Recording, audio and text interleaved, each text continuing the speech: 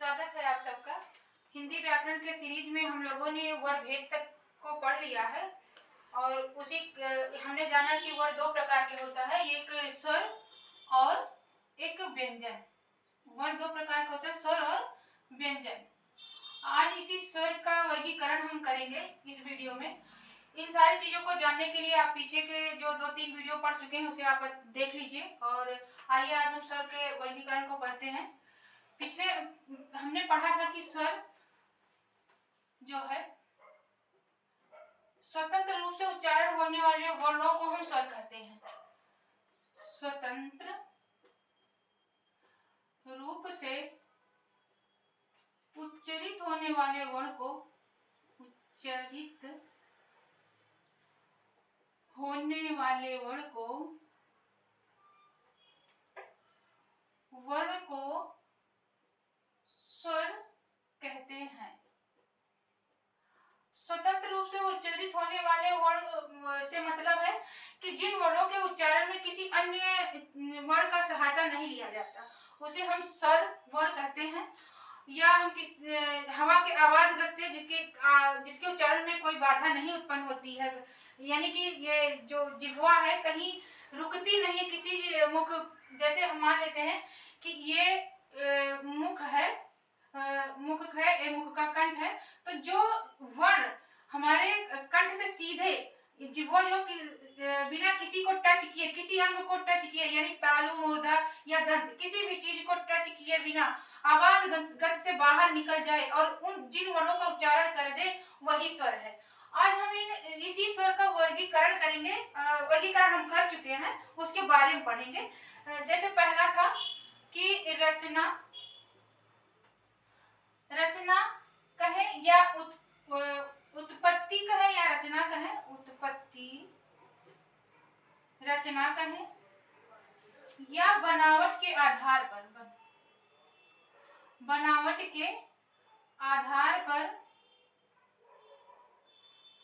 पर स्वर।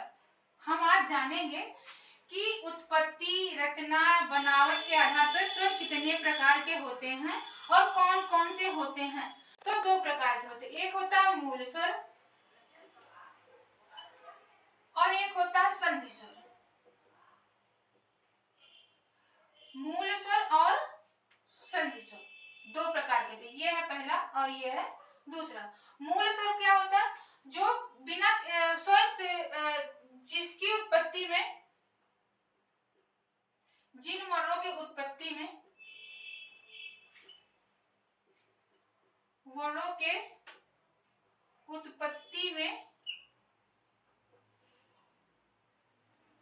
किसी अन्य वर्ण का सहायता नहीं लिया गया हो। इनकी संख्या 4 है। अब वो 4 संख्या कौन कौन सा है? अ, ई, उ और री। ध्यान दीजिए, अ, ई, उ और री। अब इन 4 वर्णों को ये 4 वर्ण है, इनको लिखने के लिए हमें किसी अन्य वर्ण की आवश्यकता नहीं होती है, इसीलिए इन्हें मूल स्वर कहते हैं। चारों वर्णों को मूल स्वर तो कहते ही, कुछ अन्य नाम से भी जानते हैं, जैसे जड़ स्वर, इन्हें प्रकृत स्वर भी कहते हैं। प्राकृत स्वर कहते हैं। इन्हें ऋण स्वर भी कहते हैं। इन्हें बीजाक्षर भी कहते हैं।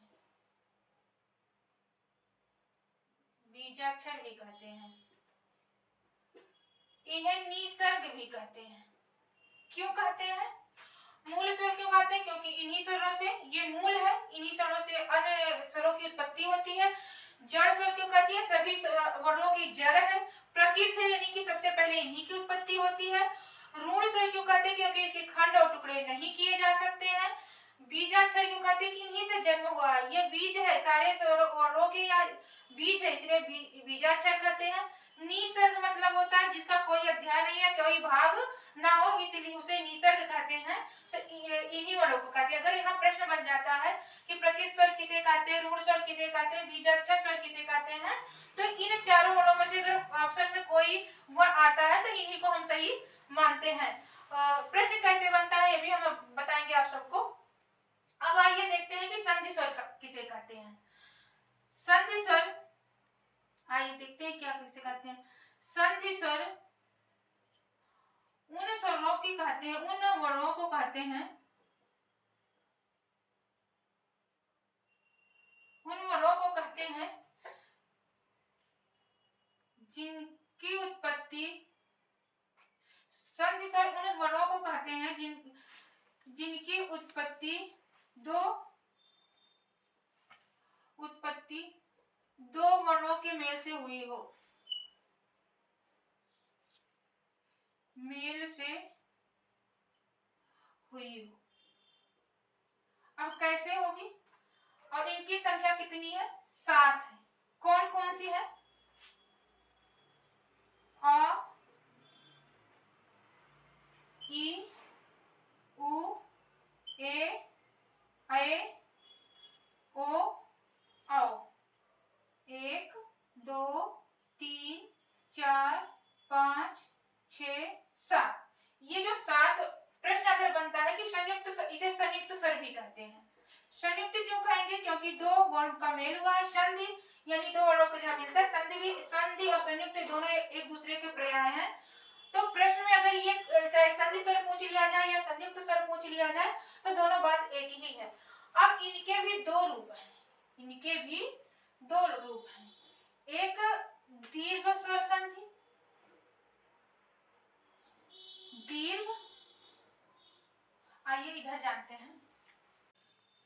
इन दीर्घ संयुक्त स्वर के भी दो रूप होते हैं। आइए इधर देख लेते हैं। यह है संधि स्वर, इसके दो रूप होते हैं। ये भी दो प्रकार के होते हैं। कौन कौन से, एक कहे दीर्घ स्वर, संधि स्वर, दीर्घ संधि स्वर, या इसी को कहें समान स्वर, समान संधि स्वर क्यों कहते हैं अभी जानते हैं। और एक होता है संयुक्त संधि स्वर।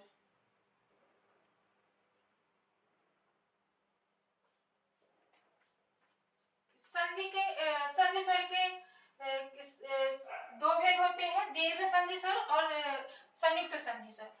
दीर्घ संधि कैसे बनता है, इसे समान स्वर क्यों कहता है, दो समान वर्णों के मेल से, इसकी परिभाषा लिख लेते हैं। दो समान वर्णों के मेल से जिन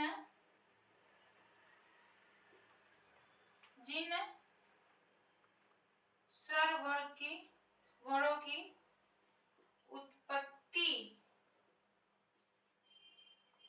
होती है उन्हें समान स्वर वर्ण या दीर्घ स्वर वर्ण कहते हैं। दीर्घ स्वर वर्ण कहते हैं। इनकी संख्या कितनी है, 4 है।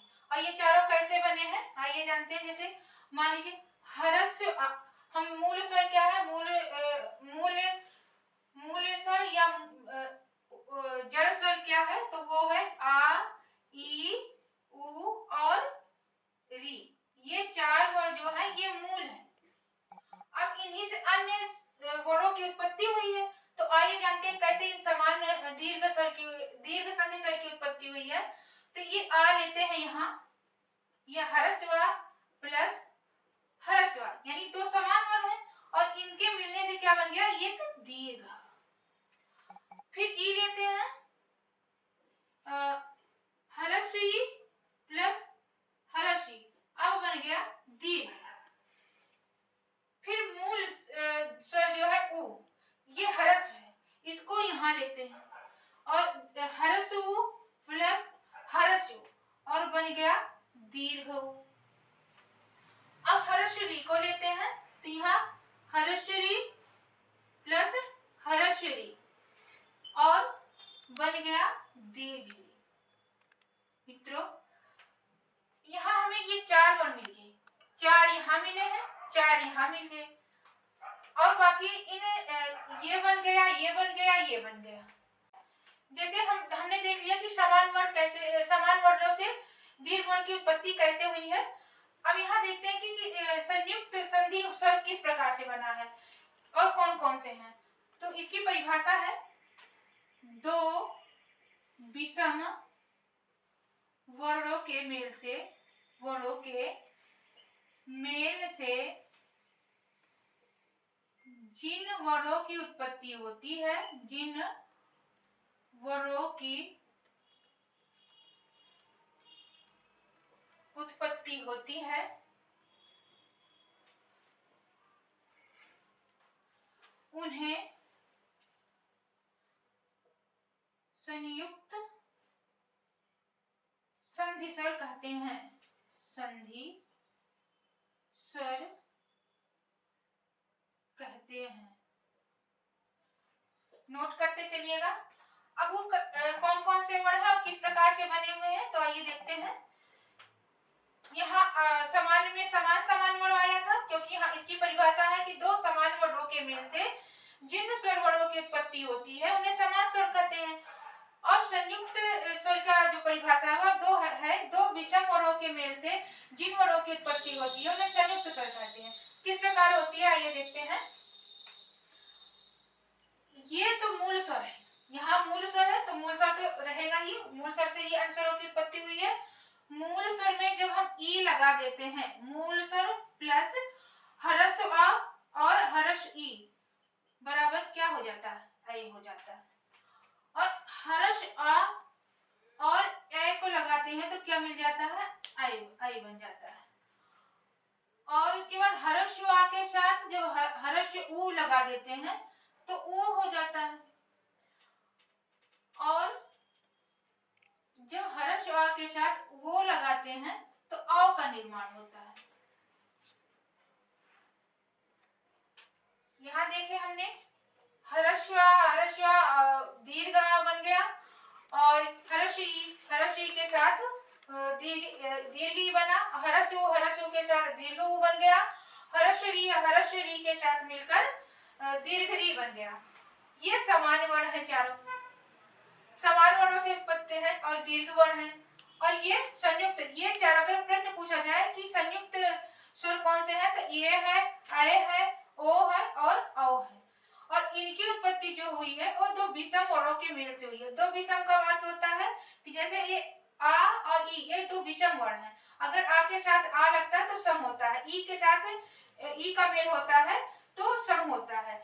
लेकिन ये दोनों अलग अलग वर्णों के मेल से बना है ये वर्ण, तो इसलिए ये विषमयुक्त स्वर हो गया है। और इनको एक और चीज है कि जैसे ए को और ओ को गुण स्वर भी कहते हैं। क्या कहते हैं, गुण स्वर कहते हैं। और ए को और ओ को गुण स्वर कहते हैं, और ए को और औ को, इन दोनों वर्ण को वृद्धि स्वर भी कहते हैं, वृद्धि स्वर कहते हैं। अब ये किस प्रकार से बना है, जब हम संधि का चैप्टर पढ़ेंगे उसमें बहुत अच्छे से समझेंगे। यहाँ पर केवल आप नोट करते रहिएगा। अगर इन चीजों को आप अच्छे से पढ़ेंगे तो जो आगे का आने वाला चैप्टर है, जैसे संधि हुआ, समास हुआ, उन सबको बड़े इजी तरीके से आप लोग समझ पाएंगे। अब हम देखते हैं स्वर का दूसरा भेद, उच्चारण अथवा मात्रा के आधार पर। उच्चारण अथवा मात्रा के आधार पर स्वर वर्ण। अब इसके आधार पर क्या है, वर्णों के उच्चारण या मात्रा, वर्णों के उच्चारण में लगने वाले समय के आधार पर स्वर के 3 भेद हैं। परिभाषा है इसका, इसका परिभाषा है, वर्णों के उच्चारण में लगने वाले समय के आधार पर स्वर के 3 भेद हैं। कौन कौन से हैं? नंबर 1 ह्रस्व स्वर, और नंबर 2 दीर्घ स्वर, और नंबर 4 प्लुत स्वर।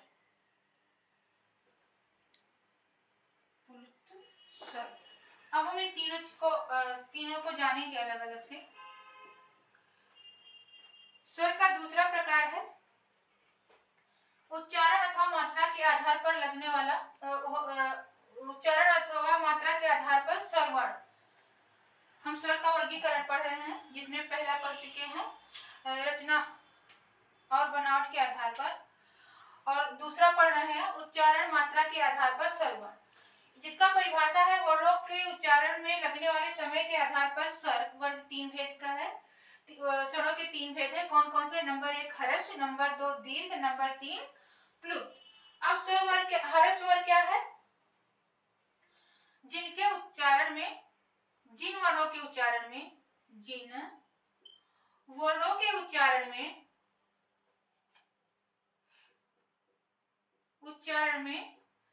कम समय लगे, उन्हें ह्रस्व स्वर कहते हैं। उन्हें ह्रस्व स्वर, उन्हें ह्रस्व स्वर कहते हैं। इनकी संख्या 4 है। इनकी संख्या 4 है। अब कौन कौन से हैं? ह्रस्व स्वर आ, ई, उ और री। इन्हें एक मात्रिक स्वर भी कहते हैं। एक मात्रिक स्वर भी कहते हैं। और इन चारों को एक मात्रिक स्वर भी कहते हैं और इनको लघु स्वर भी कहते हैं।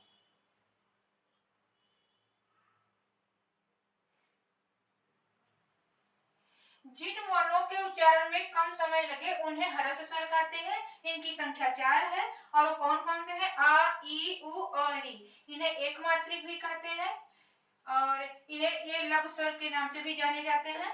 कम समय मतलब जैसे जब हम उच्चारण करते हैं आ, और जब हम दीर्घ बोलेंगे तो आ ऐसे करके बोलते हैं, तो जो जिसमें कम समय लगे उसे हम ह्रस्व स्वर कहते हैं।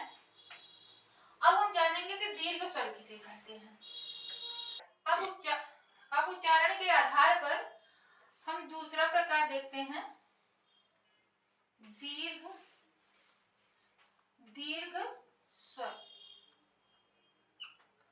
इसकी परिभाषा है, लिखते चलिएगा आप लोग। इसकी परिभाषा है, जिन वर्णों का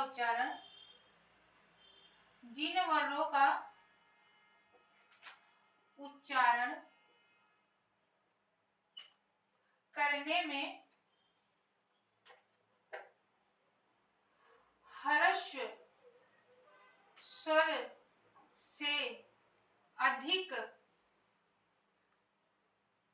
समय लगे उन्हें दीर्घ स्वर संधि कहते हैं। दीर्घ स्वर संधि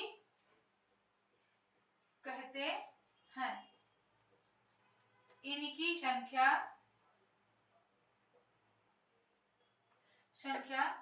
7 है। और वो कौन कौन से हैं? आ, दीर्घ आ, दीर्घ ई, दीर्घ उ,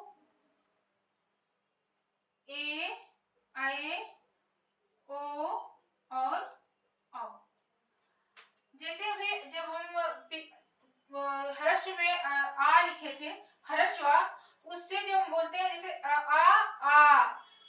अधिक समय इसमें लगता है। ई, उ, ए, ओ, यानी दीर्घ वर्णों से कुछ ज्यादा समय लगता है, इसीलिए इन्हें दीर्घ स्वर कहते हैं और इनको गुरु स्वर भी कहा जाता है। इसका यहाँ लिख लीजिए, इन वर्णों को गुरु स्वर भी कहा जाता है। इन्हें दो मात्रिक भी कहते हैं। इन वर्णों को द्विमात्रिक वर्ण भी कहते हैं। प्रश्न आया कि आ किस प्रकार का वर्ण है, तो ये दीर्घ है, ये दो मात्रिक है, ये दीर्घ भी है, ये द्विमात्रिक भी है और ये गुरु वर्ण भी है। उच्चारण के आधार पर प्रश्न बन रहा है कि उच्चारण के आधार पर आ किस प्रकार का दीर्घ जो है किस प्रकार का वर्ण है, तो ये इसमें से कोई भी ऑप्शन है तो वही सही माना जाएगा। आप लोग इसको अच्छे से पढ़िएगा और दोहराइएगा। अब हम देखते हैं कि प्लुत किसे कहते हैं। अब हम उच्चारण या मात्रा के आधार पर स्वर का तीसरा भेद प्लुत स्वर को देखते हैं। प्लुत स्वर को देखते हैं।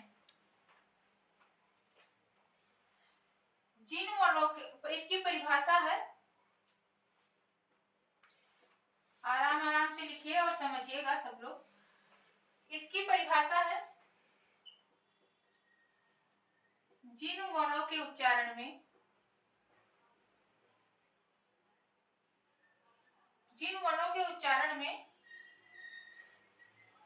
ह्रस्व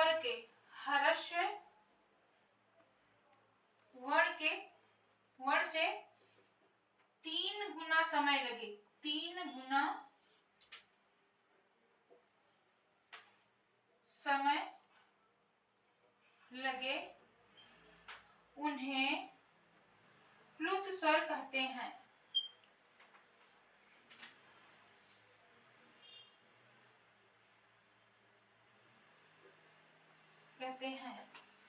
इनका कोई लिखित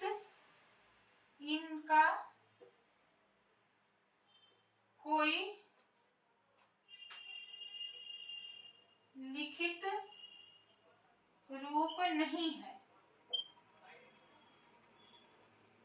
इन वर्णों के लिए हिंदी का 3 लगा दिया जाता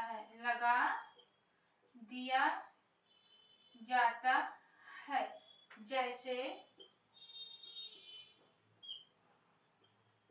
ओम, हम ओ बोलने के बाद ओम, ये 3 मात्रा यानी हर्ष से 3 गुना समय लगे, वहां पे प्लुत स्वर होता है। तो इस तरह जहां लिखा रहता है उसको उच्चारित करने के लिए हमें बोलना पड़ता है ओम। और इन वर्णों का प्रयोग राग रागनियों में किया जाता है। प्रश्न बनता है कि राग रागनियों में किन वर्णों का प्रयोग किया जाता है, तो प्लुत स्वर का किया जाता है। इन वर्णों का प्रयोग राग रागनियों में किया जाता है। राग रागनियों में किया जाता है।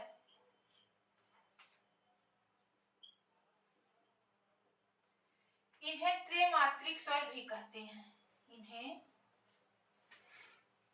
इन्हें त्रैमात्रिक स्वर भी कहते हैं। त्रैमात्रिक स्वर भी कहते हैं। एक पॉइंट। दूसरा, इसे वैदिक स्वर भी कहते हैं। वैदिक स्वर भी कहते हैं, यानी कि वेदों में ये इन वर्णों को ज्यादा प्रयोग किया जाता है। हिंदी में एक बात और है, का प्रयोग बहुत कम ही मिलता है, राग रागनियों भले मुझे मिलता नहीं है। हिंदी में इन वर्णों का प्रयोग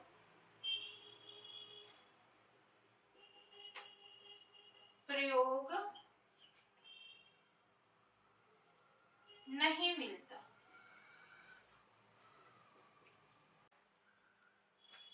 ये पॉइंट और है, नोट करके लिखिएगा।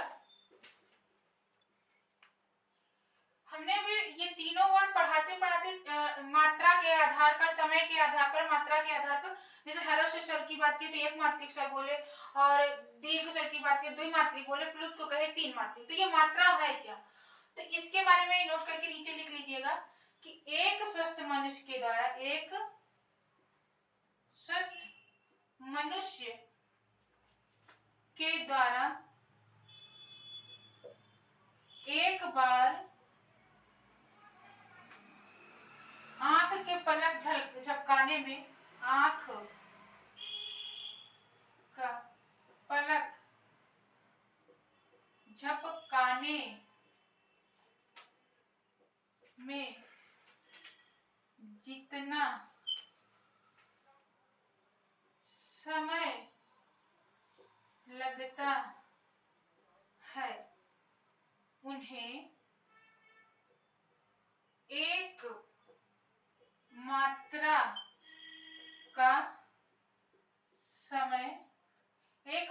का समय कहा जाता है।